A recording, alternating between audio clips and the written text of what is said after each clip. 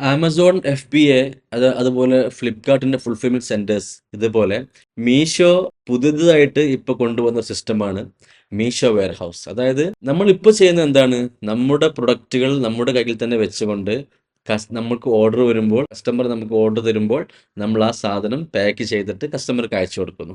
ഈ പ്രോസസ്സ് എല്ലാം മീഷോ തന്നെ നമുക്ക് വേണ്ടി ചെയ്തു തരുന്നതായിരിക്കും. അതായത് മീഷോ ഒരുപാട് തേർഡ് പാർട്ടീസുമായി ടൈപ്പ് ഉണ്ടാക്കിയിട്ടുണ്ട്. അവർക്ക് വലിയ വലിയ വെയർ ഹൗസുകൾ റെന്റിനെടുത്തുകൊണ്ട് മീഷോന്റെ സെല്ലറുടെ എല്ലാ സാധനങ്ങളും ഇപ്പോൾ സെല്ലർ ഓക്കെ ആണ് എന്നുണ്ടെങ്കിൽ, ഇപ്പോൾ ഞാൻ ഓക്കെ ആണെന്നുണ്ടെങ്കിൽ എൻ്റെ പ്രൊഡക്റ്റ് എൻ്റെ ഓഫീസിൽ നിന്ന് അല്ലെങ്കിൽ എൻ്റെ വെയർ ഹൗസിൽ നിന്ന് ഡയറക്റ്റ് മീഷോൻ്റെ വെയർ ഹൗസിൽ സ്റ്റോർ ചെയ്യുന്നതായിരിക്കും. നമുക്ക് വരുന്ന ഓർഡറുകൾ നമുക്ക് കാണാൻ പറ്റുന്നതായിരിക്കും. ആക്സെപ്റ്റ് ചെയ്യുന്നത് മുതൽ അത് കംപ്ലീറ്റ് ഓർഡർ ഡെലിവറി ചെയ്യുന്നത് വരെ പിക്കിങ്, പാക്കിങ്, ലേബലിങ് എല്ലാ വർക്കും നമുക്ക് പകരം മീഷോ ചെയ്ത് തരുന്നതായിരിക്കും. ഇതാണ് മീഷോ വെയർഹൗസ് സിസ്റ്റം എന്ന് പറയുന്നത്.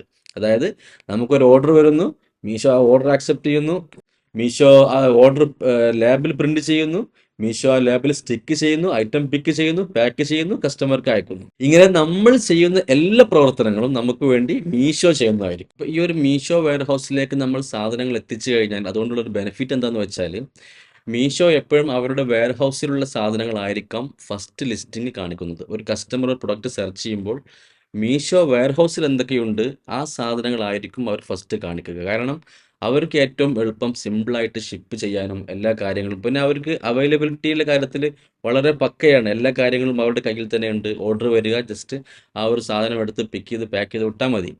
അപ്പോൾ അവർക്ക് കൺഫ്യൂഷൻ ഒന്നുമില്ല, ഇനി കൊറിയർ ബോയ് വന്നോ, അവർ നമ്മൾ സാധനം നമ്മളെ കയ്യിൽ റെഡി ആണോ ഇല്ല, അങ്ങനെയുള്ള യാതൊരു ടെൻഷനുള്ള